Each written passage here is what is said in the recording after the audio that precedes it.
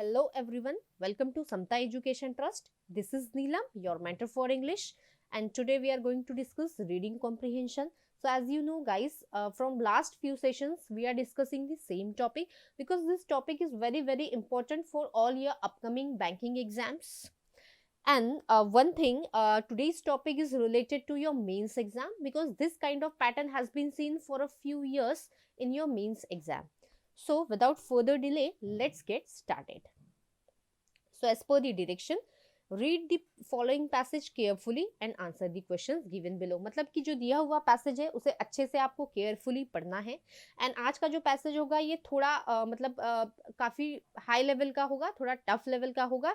सो इसे हमें अच्छे से पढ़ना है एंड समझना है. एंड इससे रिलेटेड जितने भी क्वेश्चंस एंड में दिए गए हैं 10 क्वेश्चंस है इस पैसेज से रिलेटेड, सो उनका हमें आंसर करना है. So, the referendum is the latest in a series of votes that is rapidly transforming the Irish society. So, यहाँ पर एक रेफरेंडम की बात की जा रही है. एंड रेफरेंडम मतलब क्या होता है? एक जनरल वोट, या हम कह सकते हैं एक पोल. कोई पॉलिटिकल कोई प्रॉब्लम आ जाती है, कोई क्वेश्चन अराइज हो जाता है कि इस पे क्या होना चाहिए. तो इसके लिए एक पोलिंग की जाती है, एक जनरल वोटिंग की जाती है, उसकी यहाँ पर बात की जा रही है. एंड जिस रेफरेंडम की यहाँ पर बात की जा रही है, तो क्या कहा जा रहा है कि उस रेफरेंडम का जो इम्पैक्ट हो रहा है उसकी वजह से रैपिडली ट्रांसफॉर्मेशन हो रहा है, चेंजेस आ रहा है किसमें? इरिश सोसाइटी में. On January 17, 1997, a seriously ill man became the first person. यहाँ पर बात की जा रही है एक seriously ill man की. became the first person to be granted a divorce decree. and यहाँ पर decree का meaning होता है official order, या हम कह सकते हैं command in Ireland. after changes green lighted मतलब होता है किसी चीज को परमिट कर देना. तो मैं यहाँ लिख देती हूँ परमिशन दे देना या परमिट कर देना. by a referendum came into effect amending the constitution. And यहाँ पर ये अमेंडिंग की बात, अमेंड का मीनिंग होता है किसी चीज को चेंज करना या किसी चीज को ऑल्टर करना. सो यहाँ पर बात की जा रही है कि जनवरी 1997 में एक सीरियस इल मैन फर्स्ट पर्सन बना. मतलब ये जो मैन की बात की जा रही है ये फर्स्ट पर्सन बना जिसे डाइवोर्स की परमिशन मिल गई, डाइवोर्स लेने की परमिशन मिल गई इन Ireland. After changes green lighted by a referendum came into effect amending the constitution. मतलब constitution में amendments हुए, changes हुए. Following an intense campaign by both sides, people voted by a slim majority of 50.28% to 49.72% to allow the constitutional change to take place. And यहाँ पर बोला जा रहा है कि following an intense campaign, एक इंटेंस कैंपेन हुआ. बोथ द साइड्स मतलब दोनों जो साइड्स होते हैं, कैंपेन होता है तो दो पार्टीज या दो यहाँ पर बात की जा रही है कि दोनों साइड्स मतलब दो पार्टीज की बात की जा रही है. People voted by slim majority. Slim मतलब काफी कम मेजोरिटी की बात की जा रही है, 50.28 to 49.72% की, to allow the constitutional changes to takes place. मतलब यहाँ पर ये जो कैंपेन किया जा रहा था ये कॉन्स्टिट्यूशनल में चेंज लाने के लिए कैंपेन किया गया था. In a country deeply divided on the issue, even following the referendum, the government placed heavy restrictions on divorces. So ऐसी कंट्री जहां पर जो इशू जो भी चल रहा था ये इशू डीपली डिवाइड हो चुका था. डीपली डिवाइड मतलब कुछ लोग इस इशू के फेवर में थे एंड कुछ लोग इस इशू के अपोजिशन में थे. सो यहाँ पर क्या हुआ था? गवर्नमेंट ने हेवी रेस्ट्रिक्शंस लगा दी थी किस पर? डाइवोर्स पर. डाइवोर्स नहीं हो पा रहे थे. Couples had to live apart for at least 4 of the 5 years. मतलब 5 में से 4 साल कपल्स को अपार्ट मतलब अलग अलग रहना होगा. बिफोर डिवोर्स, अगर डिवोर्स लेना चाहता है कोई कपल तो दोनों जो पर्सन होंगे मतलब हस्बैंड या वाइफ दोनों को 4 years पहले अलग अलग रहना होगा डिवोर्स प्रोसीडिंग्स के पहले. are initiated show that there was no realistic prospect of reconciliation. reconciliation मतलब क्या होता है? reunion या reunite हो जाना, मतलब फिर से एक हो जाना. तो यहाँ पर बोला जा रहा था कि पहले आपको 4 years अलग अलग रहना होगा. इससे क्या पता चलेगा कि yes both can live apart, कि रह सकते हैं दोनों अपार्ट मतलब अलग अलग रह सकते हैं. And there was no chance of reconciliation मतलब फिर से रीयूनाइट होने का कोई चांस नहीं है. मतलब सही में वो कपल डिवोर्स लेना चाहते हैं. इस तरीके की कंडीशन यहाँ पर शो करनी थी. कैसे? 4 years अपार्ट रह के. That dash provisions were made for children and dependents. तो यहाँ पर देखिए इस सेंटेंस को हाईलाइटेड किया गया एंड यहाँ पर एक ब्लैंक भी दिया गया, मतलब श्योर है कि इससे रिलेटेड शायद कोई क्वेश्चन पूछा गया है। नेक्स्ट देखते हैं, the first condition in particular has come under much scrutiny in recent year. In a referendum, मतलब यहाँ बोला जा रहा है जो फर्स्ट कंडीशन है वो स्क्रूटिनी में आ गई थी, मतलब उसके बारे में जांच पड़ताल या इंस्पेक्शन चल रहा था। In a referendum on May 24, the voters will be asked to whether they give consent to fundamental changes enabling the government to reduce the period of living apart to 2 of the previous 3 years before beginning the divorce proceedings from 4 of the previous 5 years। तो यहाँ बोला जा रहा था कि एक referendum आया था May 24 पर एंड वोटर्स से पूछा जाएगा कि क्या वो वोटर्स परमिशन देंगे फंडामेंटल चेंजेस के लिए, enabling the government to reduce the period of living apart, ताकि ये जो लिविंग अपार्ट का पहले जो पीरियड था ये 4 इयर्स था, तो गवर्नमेंट सोच रही थी कि इस पीरियड को रिड्यूस करना है एंड कितना 4 इयर्स से 2 इयर्स पे इसे रिड्यूस करना है before giving the divorce proceeding, मतलब डाइवोर्स की जो भी प्रोसीडिंग्स होगी उससे पहले, from 4 of the previous 5 years. 4 years is too long to live in a legal and day to day limbo। तो यहाँ पर बोला जा रहा है कि जो 4 years का जो टाइम था जिसमें कपल को अपार्ट रहना था, मतलब एक दूसरे से दूर रहना था, ये काफी कैसा है, लंबा है। Day to day limbo, and limbo की अगर बात करें तो लिम्बो मतलब होता है ऐसी सिचुएशन जिसे आप कंट्रोल नहीं कर सकते, या where there is no progress possible, where there is no progress possible, मतलब ऐसी सिचुएशन जिसे आप कंट्रोल अनकंट्रोलेबल है, and where there is no progress, जहाँ कोई प्रोग्रेस पॉसिबल नहीं है। If your marriage has broken irretrievably, मतलब कि कोई अगर आपकी जो मैरिज है ये इररिट्राइवेबली, मतलब बहुत बुरी तरीके से ब्रोक हुई है, मतलब इररिट्राइव या किसी चीज को रिट्राइव मतलब क्या होता है, किसी चीज को फिर से रिगेन या रिकवर कर देना, एंड इररिट्राइव मतलब किसी चीज को हम फिर से रिकवर नहीं कर सकते। Said Lisa Hughes, a campaigner who attended the launch of the campaign by ruling Fine Gael party last week। तो यहाँ पर बात की जा रही है लीसा यूजेस की, जो एक कैंपेनर थी जिन्होंने कैंपेन ऑर्गेनाइज किया था एंड जिन्होंने यहाँ पर क्या अटेंड किया था, launch campaign by ruling Fine Gael party last week. The government argues that the existing rules simply raise the legal cost to couples, and government ने आर्ग्यूमेंट्स मतलब कि कुछ पॉइंट्स बताए थे कि ये जो एग्जिस्टिंग रूल्स है ना, इस रूल्स की वजह से क्या होता है, raise the legal cost to couples, and couples के लिए बहुत ज़्यादा ये एक्सपेंसिव हो जाता है ये प्रोसीजर, कि इतने सालों तक अपार्ट रह गए, इतने साल तक ये जो प्रोसीजर चलेगा डिवोर्स का, इसकी वजह से बहुत ज़्यादा लीगल कॉस्ट, मतलब कि बहुत ज़्यादा पैसा देना पड़ेगा, क्योंकि जब भी लीगल प्रोसीडिंग्स होती है तो हमें देना पड़ता है, बहुत ज़्यादा पैसा लगता है ये सारी प्रोसीडिंग्स में, requiring them to apply for costly separation agreements, जिसके वजह से कपल्स को कॉस्टली सेपरेशन एग्रीमेंट के लिए अप्लाई करने की जरूरत पड़ेगी या पड़ी थी as part of the divorce process. So guys यहाँ पर हमने देखा कि लिम्बो एंड इररिट्राइवेबली ये दोनों वर्ड्स हाईलाइटेड है, मतलब इससे भी रिलेटेड शायद पैसेज में क्वेश्चन पूछा गया है।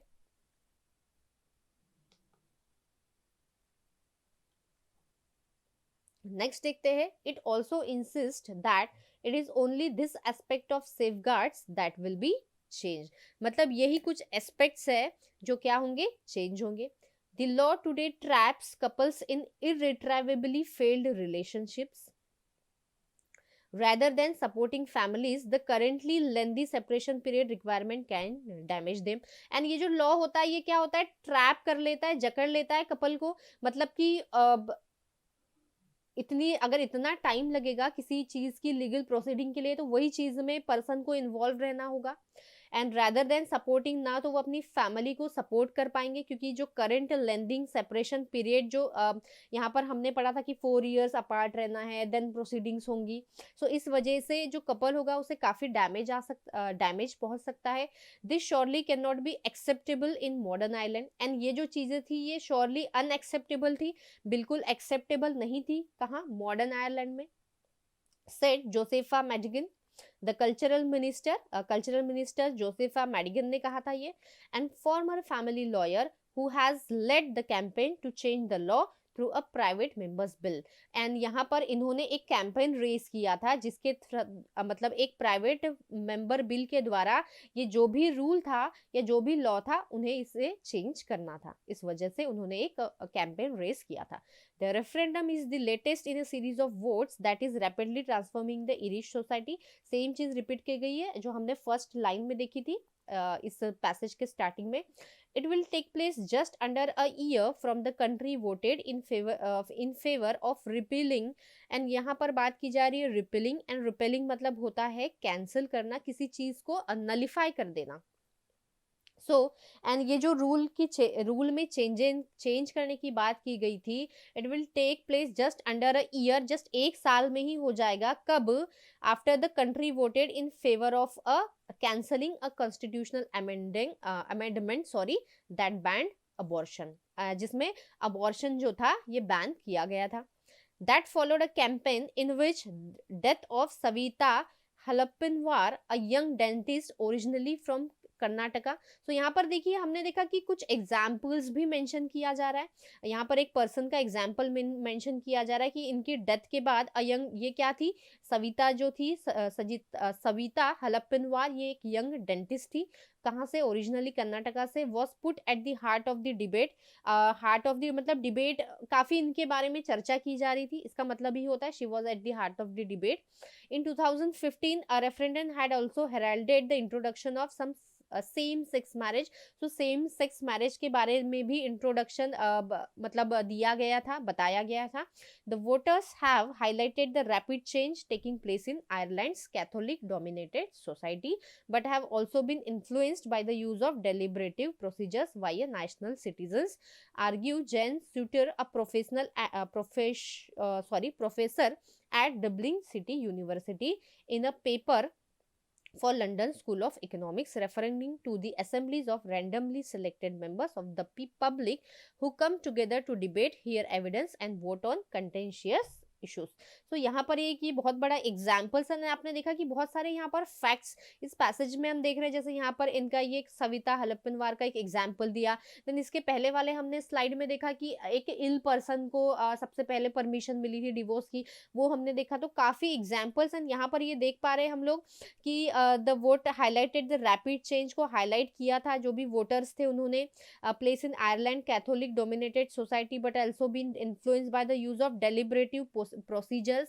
एंड यहाँ पर अगर बात करें डेलिबरेटिव प्रोसीजर्स मतलब होता है कि जो केयरफुली किसी चीज को हम सोच समझ के जो प्रोसीजर्स, जो चीजें करते हैं उसकी बात की जा रही है। वाया नेशनल सिटीजन्स, आर्ग्यूज जेने सुटर। यहाँ पर ये सारे एग्जाम्पल्स भी दिए जा रहे हैं। यहाँ पर a professor at Dublin university in a paper for London. So ये सारे एक एग्जाम्पल्स दिए जा रहे हैं कि इनके द्वारा ये सारी चीजें शो की गई थी, दिखाई गई थी या हाईलाइट की गई थी। Economics referring to the assemblies of randomly selected members of public who come together to debate। and यहाँ पर कुछ assemblies कुछ लोग थे जो आए थे एंड इस चीज को उन्होंने हाईलाइट किया था एंड इस पर डिबेट की थी। Here evidence and vote on contentious issues, जो कंटेंशियस इश्यूज थे जिन पर बहुत ज़्यादा मतलब कि बहुत ज़्यादा विवाद चल रहा था, बहुत अलग अलग तरीके की बातें चल रही थी, इस पर उन्होंने यहाँ पर डिबेट भी की थी। इन 2017 में क्या हुआ? A citizens assembly considered the issue of 8 amendment on abortion. So citizens जो असेंबली थी उन्होंने मतलब वहां पर कंसिडर किया गया था इशू। कौन सा इशू? 8th अमेंडमेंट हुआ था, 8वां अमेंडमेंट हुआ था। अमेंडमेंट मतलब मैंने आपसे कहा था कि जो चेंज होता है या किसी चीज में ऑल्टरेशन करते हैं, चेंज करते हैं, उसे हम अमेंडमेंट कहते हैं। On abortion with majority voting in favour of allowing the termination of pregnancies without restriction to be lawful. So majority of लोगों ने वोट किया था in the favour of allowing the termination of pregnancy without restriction to be lawful. And जो pregnancy है उन्हें terminate कर सकते थे, मतलब अबॉर्शन यहाँ पर अलाउ कर दिया गया था, इस तरीके की बात की जा रही है। Both referendums are notable for having their origins in this assemblies. So both जो रेफरेंडम्स थे ये काफ़ी नोटेबल थे बिकॉज उनकी जो ओरिजिन्स थी, जो शुरुआत थी, वो इन असेंबलीज में ही थी। And for extensive campaigns and wide spread political and civil society involvement which accompanied them, she noted. यहाँ पर ये पॉलिटिकल एंड सिविल सोसाइटी का काफ़ी इन्वॉल्वमेंट था ये सारी चीज़ों में, एंड काफ़ी एक्सटेंसिव कैंपेन्स भी किए गए थे। आगे देखते हैं। The idea is that deliberation in advance of a referendum can structurally undermine populist rhetoric, increase knowledge, and provide a closer match between values and vote choices, she wrote, pointing to research that suggested 87% of the respondents felt that they were fully understood the issues at the stake. तो यहाँ पर बोला था the idea is that deliberation, and deliberation मतलब होता है long या careful discussion की बात की जा रही है। ओके तो उस रेफरेंडम के बारे में केयरफुल डिस्कशन मतलब पहले ही एडवांस में ही हो गया था। Can structurally undermine populist rhetoric, and यहाँ पर अंडरमाइन का जो मतलब होता है ये होता है किसी चीज को इरोड कर देना, मतलब कि किसी चीज को डिस्ट्रॉय कर देना। पॉपुलिस्ट डिस्ट्रॉयड, एंड रिटोरिक का यहाँ पर मीनिंग बन रहा है एक्सप्रेसिव या ओरेटरी कह सकते हैं, जिसे हम काफी मतलब एक्सप्रेस कर सकते हैं वर्ड्स में। Increase knowledge and provide closer match between values and vote choices, जो हमें क्लोजर मैच प्रोवाइड करता है किसमें, वैल्यूज में एंड वोट चॉइसेस में। She wrote pointing to the research that suggested, ऐसा रिसर्च जिसमें सजेस्ट किया गया था that 87% of the respondents, and यहाँ रेस्पोंडेंट्स मतलब जिसके अगेंस्ट हमने कोई इशू फाइल किया है या कंप्लेंट फाइल की गई है उसे हम रेस्पोंडेंट कहते हैं। Respondent felt that they were fully understood the issues at the stake. So in the contrast, a survey found that इसी के contrast में 55% felt that they understood the economic consequences of the Brexit। कि यहाँ पर बोला जा रहा है कि 87 को जो भी रेस्पोंडेंट उन्होंने फुल्ली समझ गया थे, वो इशू को फुल्ली समझ गए थे, एंड 55% की यहाँ बात की जा रही है कि जो इकोनॉमिक कॉन्सिक्वेंसेस को अच्छे से समझ गए थे। सो आगे बात की जा रही है the issues at the heart of upcoming divorce referendum haven't been through the rigours of a citizens. And यहाँ पर अगर बात करें इस रिगर्स वर्ड की, जिसका मतलब होता है एक्सट्रीमली केयरफुल होना।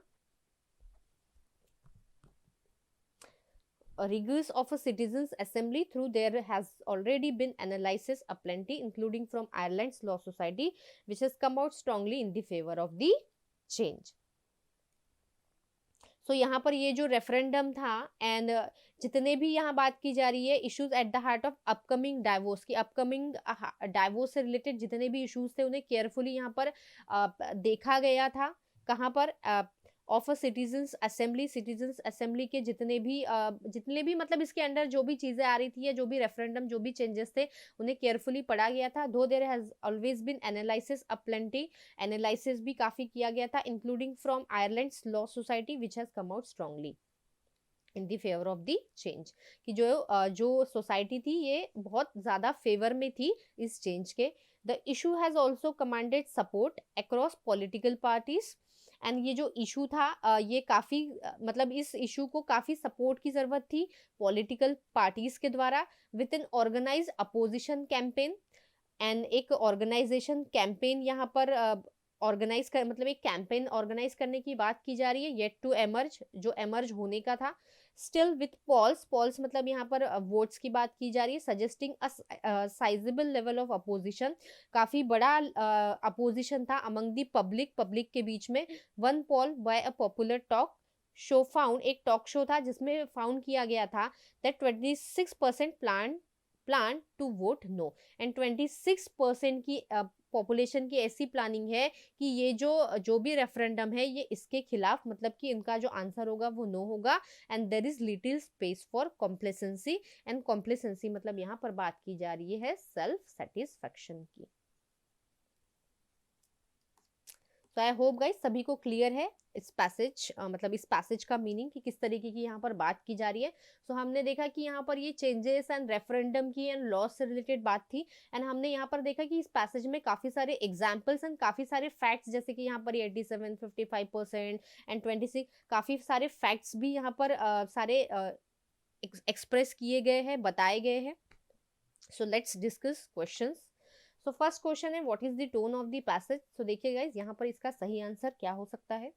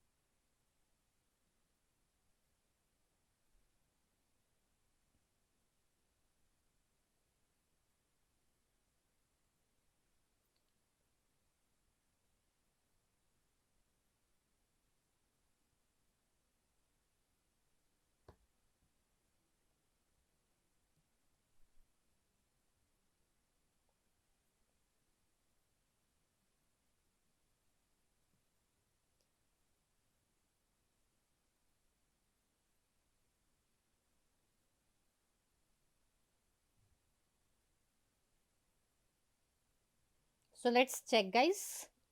First option is sad. Sad की बात कर सकते हैं because in this passage we can see that the author feeling disadvantage about something, मतलब कुछ लोग फेवर में हैं, कुछ लोग नहीं हैं, एंड अमेंडमेंट नहीं हो पा रहा है, so is feeling disadvantage about something and also feeling less energetic. So ये हो सकता है कॉन्फिडेंट तो नहीं है. टेंटेटिव मतलब क्या होता है, ऐसी कोई चीज जो सर्टन नहीं है, जो श्योर नहीं है, तो ऐसी कोई बात यहाँ पर नहीं की जा रही है. जो फ्यूचर रियलिस्टिक हो नहीं, ऐसी कोई बात यहाँ पर नहीं की जा रही है. जॉय भी नहीं, सो यहाँ पर नन ऑफ दिस भी नहीं. सो हमारा जो सही आंसर होगा वो ऑप्शन नंबर 8, बिकॉज यहाँ पर बहुत सारे एडवांटेजेस एंड डिसएडवांटेजेस की बात की जा रही है. रेफरेंडम से रिलेटेड कुछ लोग फेवर में है, कुछ लोग नहीं है, एंड काफी इश्यूज. सो यहाँ पर जो सही आंसर होगा वो ऑप्शन नंबर 8. नेक्स्ट क्वेश्चन देखते हैं. Which of the following will replace dash in the given passages. तो आपको बताना है कि जो पैसेज में जो लाइन दी गई है, एक लाइन हाईलाइटेड है, वहां पर ब्लैंक है, उस ब्लैंक को आपको फिल करना है इन 4 ऑप्शन से. एंड अगर यहाँ पर 4 ऑप्शंस में से एक भी ऑप्शन सही नहीं है, तो आपका आंसर होगा none of this. So let's see that line.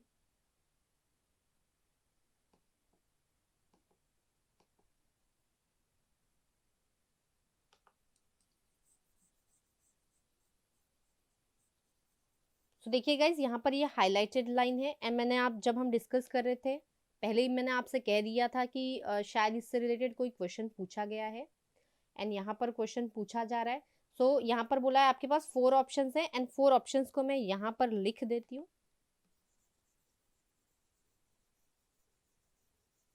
So let me right that 4 options.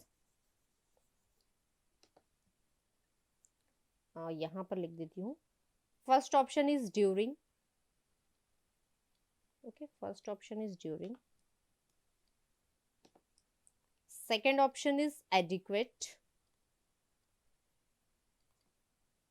Third option is future, and the fourth one is delay. तो आपको बताना है 4 ऑप्शंस में से कौन सा ऐसा ऑप्शन है जो यहाँ पर बिल्कुल ग्रामेटिकली एंड कंटेक्चुअली फिट होगा. एंड जो फिफ्थ ऑप्शन है which is none of this, तो शॉर्ट में लिख दिया मैंने नन ऑफ दिस. तो देखिए यहाँ पर क्या सही आंसर हो सकता है.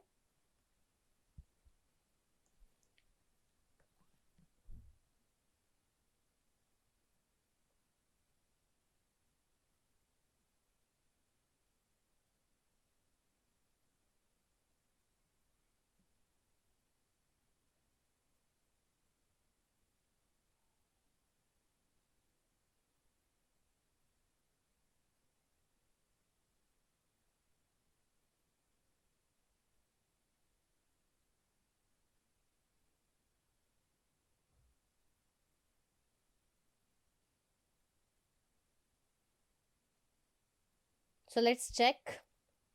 Couples had to live apart for at least 4 of the 5 years before divorce proceedings are initiated, show that there was no realistic prospect of reconciliation, and that dash provisions मतलब क्या होता है, फैसिलिटीज बोल सकते हैं हम. एंड कैसी facilities, तो फैसिलिटीज यहाँ पर नाउन है, तो यहाँ पर एडजेक्टिव आएगा. Dash provision were made for children and dependents, मतलब जो भी डाइवोर्स्ड, जो जहाँ पर बात की जा रही है डाइवोर्स की, तो यहाँ पर डाइवोर्स होने के बाद जो पेरेंट्स होंगे, जो डिपेंडेंट्स होंगे उस डाइवोर्सी के, एंड जो चिल्ड्रंस होंगे उनके लिए क्या कैसा प्रोविजन होगा यहाँ पर. देखिए ड्यूरिंग प्रोविजन, ड्यूरिंग वर्ड तो यहाँ पर नहीं होगा फिट, यहाँ पर हमें एडजेक्टिव चाहिए, तो यहाँ पर ये ड्यूरिंग वर्ड एलिमिनेट हो जाता है. एडिक्वेट मतलब क्या होता है, सफिशिएंट. यस, यहाँ पर एडिक्वेट बिल्कुल सही तरीके से फिट हो रहा है. कैसे प्रोविजन, कैसी फैसिलिटीज, एडिक्वेट हो मतलब कि जो सफिशिएंट हो चिल्ड्रंस एंड जो भी डिपेंडेंट्स होंगे उनके लिए. फ्यूचर प्रोविजंस, फ्यूचर प्रोविजन से ज़्यादा यहाँ पर फिट एडिक्वेट वर्ड हो रहा है, सो ये भी यहाँ पर एलिमिनेट हो जाता है. एंड डिले तो बिल्कुल यहाँ एलिमिनेट हो जाएगा, एंड नन ऑफ दिस भी will also get eliminated. So will our correct answer would be adequate. So I hope आप सभी को समझ में आ चुका है. सो यहाँ पर जो ब्लैंक का आंसर होगा, मतलब आपने देखा कि है तो ये रीडिंग कॉम्प्रिहेंशन मतलब, लेकिन फिर भी इसमें फिल इन द ब्लैंक्स मतलब फिलर का क्वेश्चन पूछा गया है.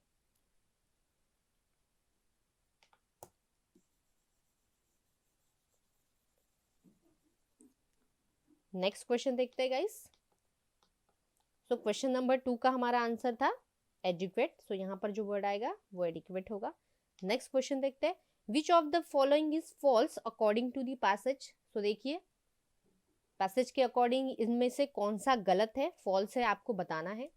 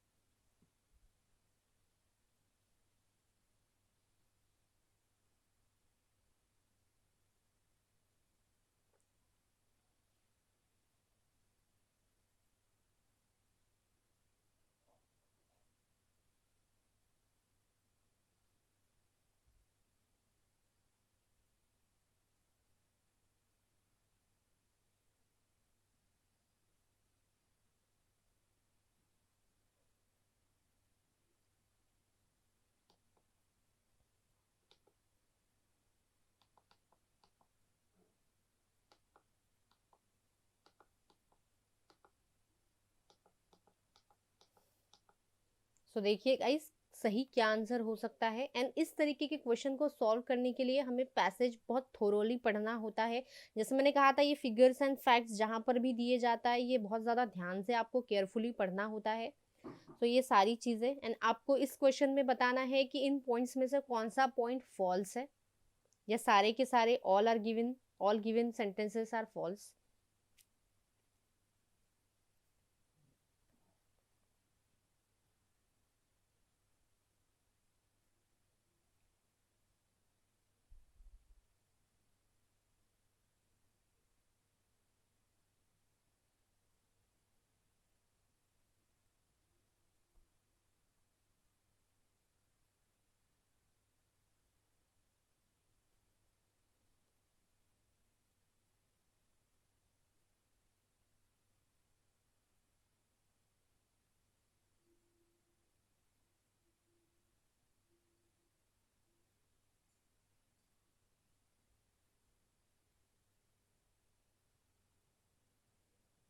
एंड गाइस इससे पहले वाले सेशंस में मैंने आपको बताया था in one of the sessions कि पहले आप रीडिंग कॉम्प्रिहेंशन में first you can read questions. तो आप क्वेश्चंस भी पहले पढ़ सकते हो, कि आप अगर क्वेश्चंस को पढ़ लो तो आपको समझ में आ जाता है कि ये जो फैक्ट्स हैं, ये सारी चीज़ें, एग्जाम्पल्स जो दिए गए इनसे रिलेटेड क्वेश्चंस हैं, ताकि आप उन्हें केयरफुली अच्छे से स्कैन कर पाते। सो आप पहले क्वेश्चंस पढ़ सकते हैं एंड देन आप पैसेज को स्कैन कर सकते हो। सो पैसेज पहले क्वेश्चंस पढ़ने से आपको एक रफ आइडिया मिल जाता है कि किस तरीके का पैसेज है एंड किस तरीके के क्वेश्चंस पैसेज से पूछे गए हैं, मतलब आए हैं। सो देखते हैं, अब इसमें बात करें which of the following is false according to the passage. First is following an intense campaign by both the sides, people voted by slim majority of 50.28 to 49.72 and yes बिल्कुल यही यहाँ पर डेटा दिया हुआ है।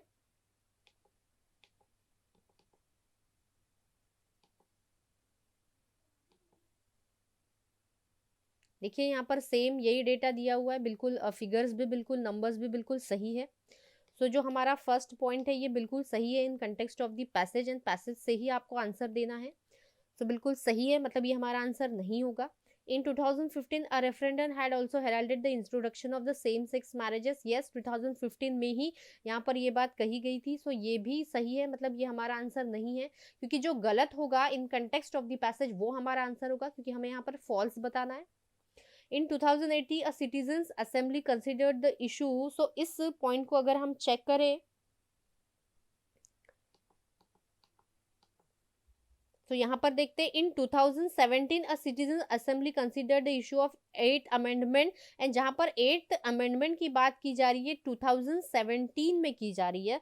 एंड अगर हम question में देखें यहाँ पर 2018 मतलब कि ये गलत है, मतलब ये हमारा आंसर बिल्कुल होगा।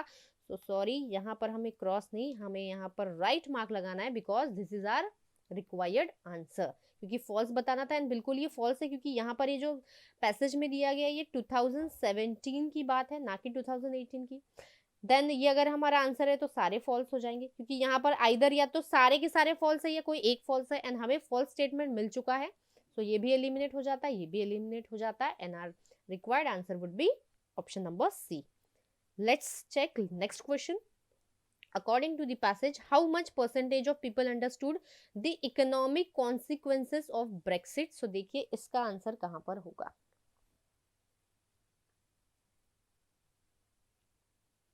यहां पर भी ये फिगर्स से रिलेटेड, नंबर्स से रिलेटेड ही क्वेश्चन है, सो ये काफी इजी है।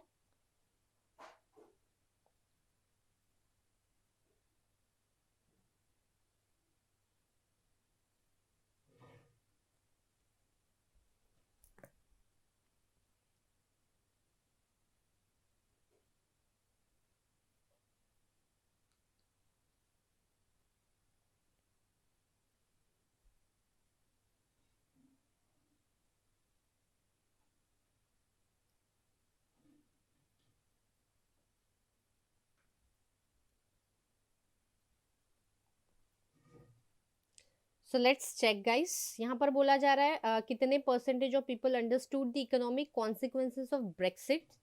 So let's check its answer.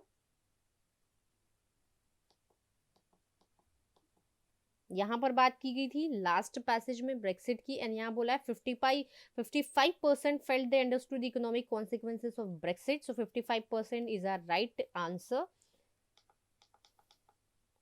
सो यहाँ पर जो हमारा सही आंसर होगा वो होगा option number D.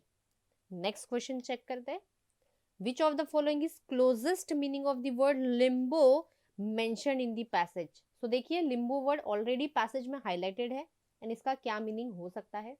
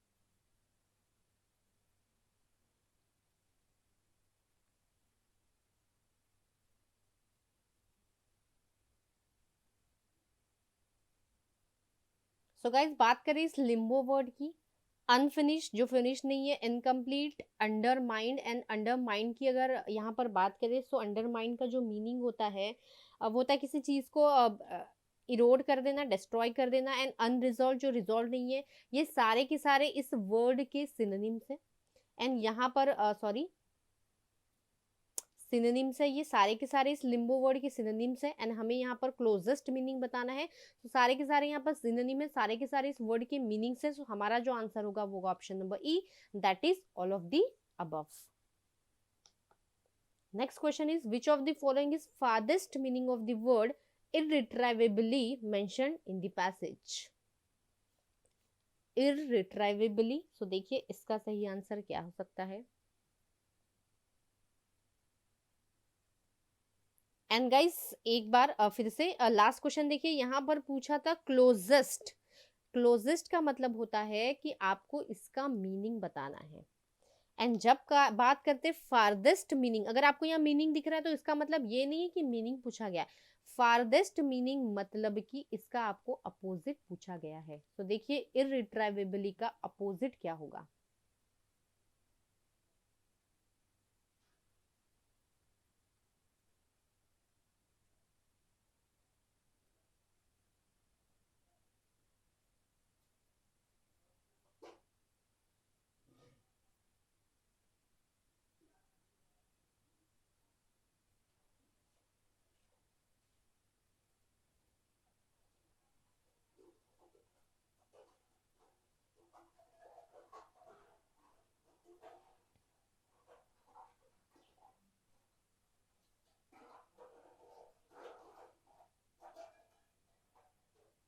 So guys इररिट्राइवेबल मतलब होता है ऐसा कोई जिसे हम रिट्राइव नहीं कर सकते, मतलब कि जो हमें फिर से नहीं मिल सकता या जिसे हम फिर से रिकवर नहीं कर सकते।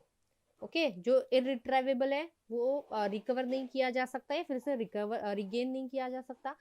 सो यहाँ पर मतलब जिसे हम रिवर्स नहीं कर सकते, एंड यहाँ पर जो है रिवर्सिबल, यस ये इरिवर्सिबल होगा, इररिट्राइवेबल जिसे रिवर्स नहीं किया जा सकता, रिगेन नहीं किया जा सकता, एंड ये बिल्कुल इसका अपोजिट है। सो ये हमारा आंसर हो सकता है। इरेमेजिएबल नहीं, इररिकवरेबल, अनरिकवरेबल नहीं होगा क्योंकि अनरिकवरेबल को ही इररिट्राइवेबल ये तो सिनोनिम होगा। इरडिमेबल ये भी नहीं होगा। सो हमारा जो सही आंसर होगा वो होगा option number A. Let's see next question. Which of the following is closest meaning. Again closest meaning मतलब कि यहाँ पर आपको इसका मीनिंग ही बताना है, एंड इस वर्ड कंटेंशियस का।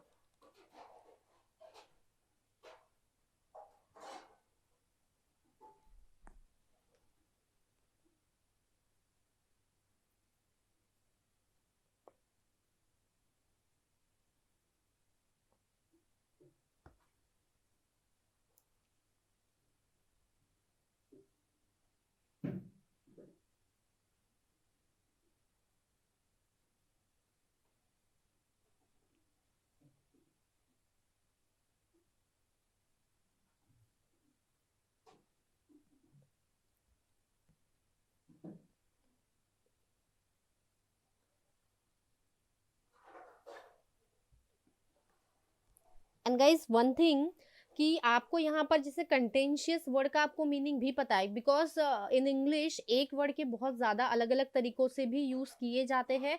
एंड आपको ये जो वर्ड्स पूछे जा रहे हैं क्लोजेस्ट या फारदेस्ट मीनिंग या सिनोनिम या opposite which is mention in the passage, मतलब it is related to passage, आपको इनके आंसर करना है, ना कि आपको कोई मीनिंग। जैसे बहुत सारे वर्ड्स ऐसे होंगे जो आपको जिनके मीनिंग पता होंगे लेकिन आपको उसका यूसेज, उसका मीनिंग अकॉर्डिंग टू पैसेज बताना होता है। तो यहाँ पर पैसेज के अकॉर्डिंग इस कंटेंशियस का मतलब मीनिंग बताना है। सो यहाँ पर शायद दिया हुआ था contentious issues something. So let's check.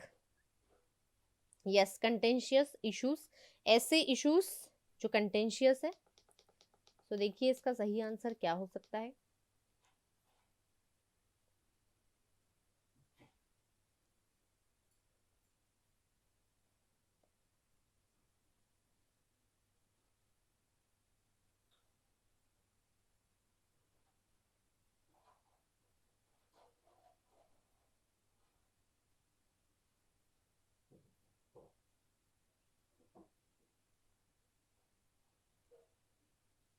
सो ऐसे इश्यूज जो क्या होंगे, कंट्रोवर्शियल है, जिसकी कंट्रोवर्सी चल रही है, काफी चर्चा चल रही है।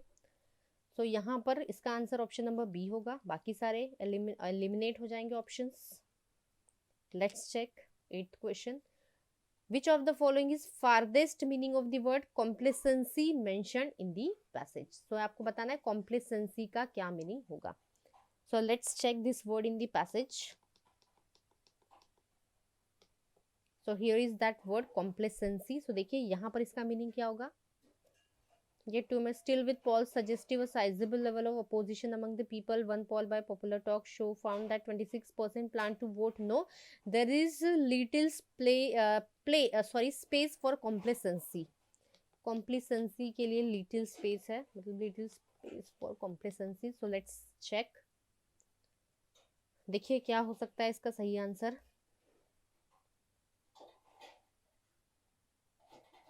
एंड यहाँ पर आपको अपोजिट फारदेस्ट मीनिंग बोला है, एंड फारदेस्ट मैंने अभी आपको बताया था अपोजिट वर्ड बताना है यहाँ आपको।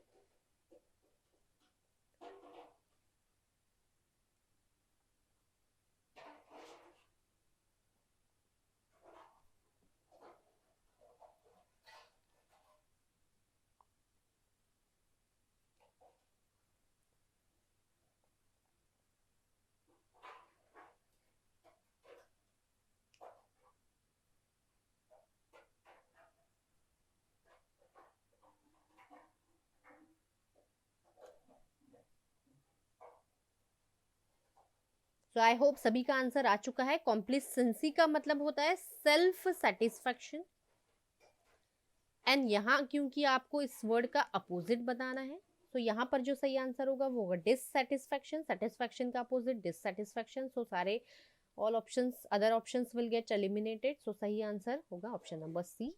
Next question, which of the following will be appropriate title of the passage. So देखिए इसका सही आंसर क्या हो सकता है। एप्रोप्रिएट टाइटल बताना है इस पैसेज के लिए।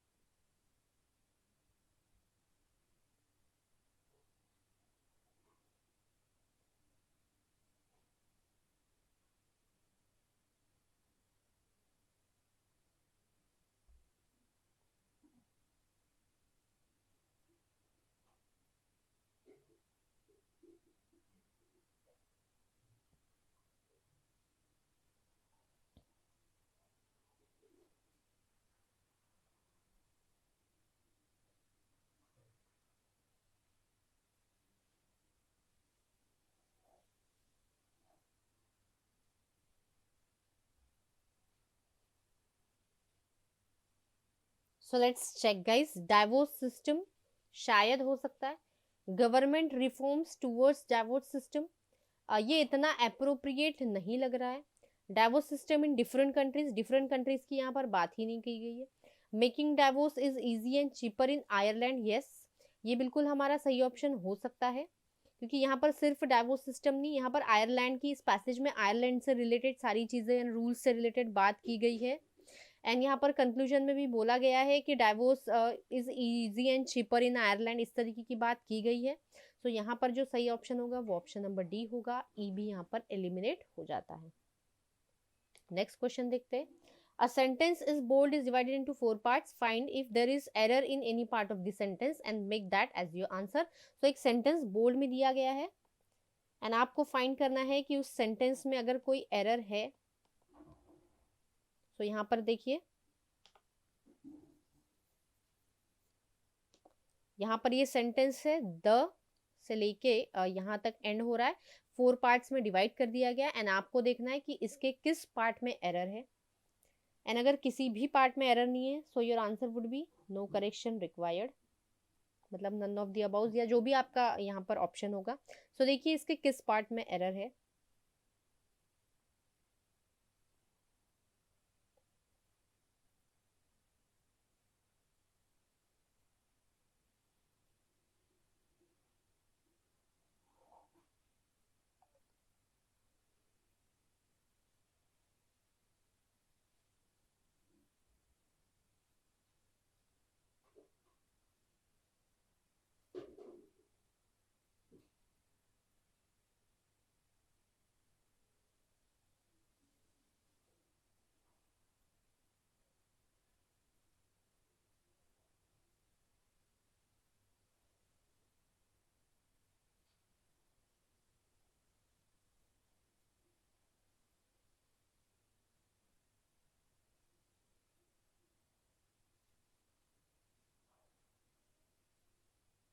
So let's check guys. The issues at the heart of upcoming, upcoming मतलब क्या होता है, जो आने वाला होता है, जो प्लान किया जाता है या जिसकी प्लानिंग चल रही है।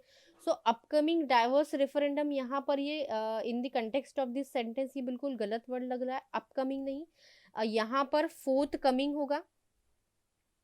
क्योंकि यहाँ पर फोर्थ कमिंग मतलब होता है कि ऐसा कुछ जो एक्सपेक्टेड है ना। फोर्थ कमिंग रिजल्ट कहते हैं, फोर्थ कमिंग रिजल्ट मतलब ऐसा रिजल्ट जो एक्सपेक्टेड है, जो आने वाला है। सो यहाँ पर अपकमिंग नहीं, यहाँ पर जो अप्रोप्रिएट वर्ड होगा ये फोर्थ कमिंग होगा। सो यहाँ पर एरर जो है ऑप्शन नंबर ए में है। So let's C options. सो यहाँ पर जो सही ऑप्शन होगा, मतलब जो ऑप्शन नंबर ई हमारा सही होगा, because error is in part A.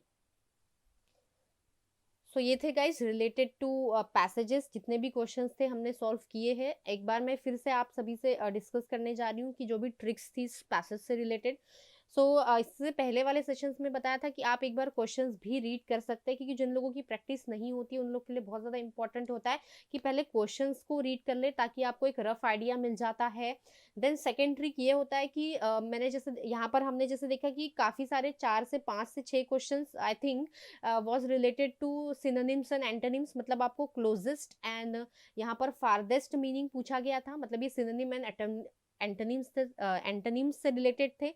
And this kind of questions are relatively easy then other questions, जिसमें कि आपको ट्रू एंड फॉल्स एंड ये सारी चीजें पूछी गई थी। तो इस तरीके के जो ट्रू एंड फॉल्स से रिलेटेड जो क्वेश्चंस होते हैं उन्हें समझना होता है, देखना होता है, काफी केयरफुली पैसेज को स्कैन करना होता है। लेकिन ये जो क्लोजेस्ट एंड फारदेस्ट मतलब कि सिनोनिम्स एंड एंटोनिम्स से रिलेटेड क्वेश्चंस होते हैं काफी इजी होते हैं। देन थर्ड नंबर आपने देखा कि इस पैसेज में काफी सारे फैक्ट्स एंड काफी सारे एग्जाम्पल्स दिए गए थे। सो हमारा ये जो एक क्वेश्चन था, फर्स्ट क्वेश्चन आई थिंक, हाँ, tone of the passage.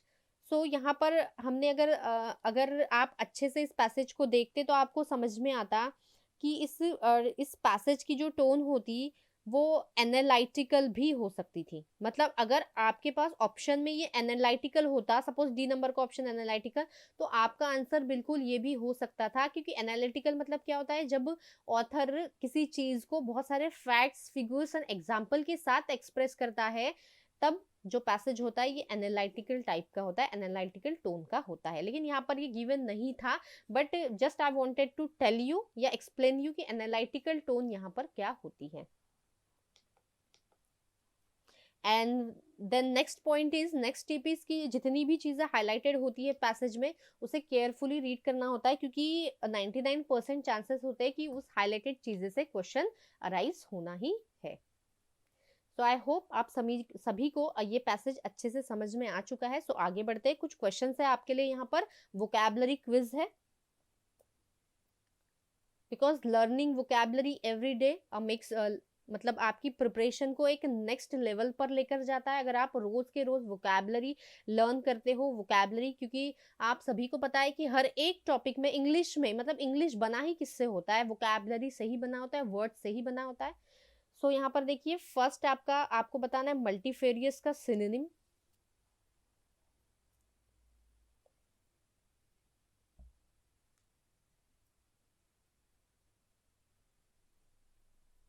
And यहाँ पर आपके पास एक हिंट भी है, मल्टी। तो इस मल्टी से रिलेटेड देखिए इसका क्या सिनोनिम, मतलब कि इसका मीनिंग बताना है आपको यहाँ पर।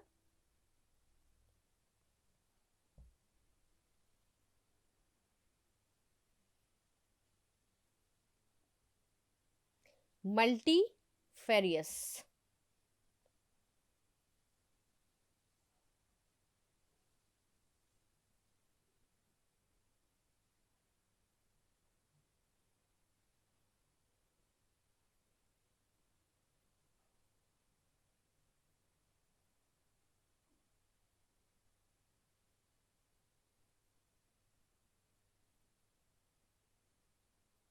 सो मल्टी मतलब क्या होगा, मैनी। एंड मल्टीफेरियस का मतलब होता है बहुत सारे या बहुत सारे, मैनी टाइप्स के। तो यहाँ पर इसका जो सिनोनिम होगा ये डाइवर्स। डाइवर्स का मतलब भी होता है मैनी या बहुत ज्यादा वैरायटी की कोई चीज होती है, डिफरेंट टाइप्स की होती है, उसे हम डाइवर्स कहते हैं ना। डाइवर्स कल्चर इन इंडिया, कि इंडिया में डाइवर्स अलग अलग कल्चर्स है। रेलिवेंट नहीं होगा, अपोजिट एंड सारे एलिमिनेट हो जाते हैं। एंड यहाँ पर जो सही ऑप्शन निकल के आएगा वो होगा option number A. Next, synonym of modicum. And यहाँ पर भी मैं एक हिंट देती हूँ, मॉडी। एंड मॉडी को हम कर देंगे मोदी। एंड मोदी जी को तो आप सभी जानते हैं। सो मोदी जी कैसे पर्सन है, देखिए या हम ये, या एक हिंट ऐसी होगी कि मोदी जी जैसे लोग दुनिया में कितने हैं, कम है, ज्यादा है, बहुत कम है, मोदी कम, मोदी जैसे लोग कम है। एंड यहाँ इस वर्ड से ही हमें पता चल रहा है कि इसे हम दो पार्ट्स में अगर डिवाइड कर देते हैं, मोदी एंड मोदी जैसे लोग कैसे है, कम है, यहीं पे आंसर मिल गया, कम है मतलब कि आंसर क्या होगा, मॉडिकम मतलब लिटिल। सो मॉडिकम का मीनिंग ही होता है बहुत कम या लिटिल। नेक्स्ट क्वेश्चन देखते हैं, कैलो, एंड आपको बताना ही इस कैलो वर्ड का एंटोनिम।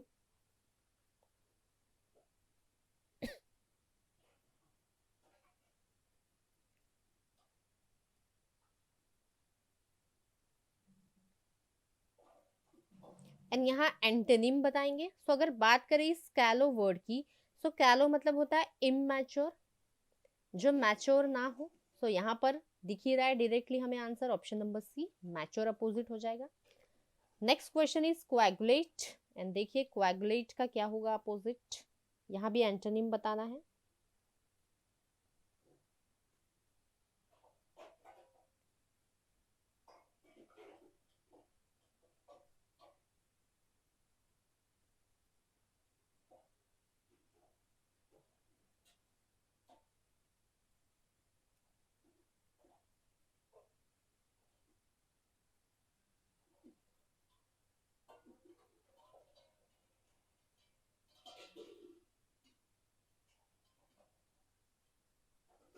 सो बात करें इस कोएगुलेट वर्ड की, जिसका मतलब होता है कोई चीज जब थिक हो जाती है या विस्कस हो जाती है, विस्कस मतलब थिक हो जाना, स्पेशली ब्लड, या ये एक प्रोसेस भी होता है कि ब्लड को थिक किया जाता है, या फिर किसी लिक्विड को अगर हम किसी थिक फॉर्म में लाते हैं, कन्वर्ट करते हैं, उसे हम कहते हैं कोएगुलेशन।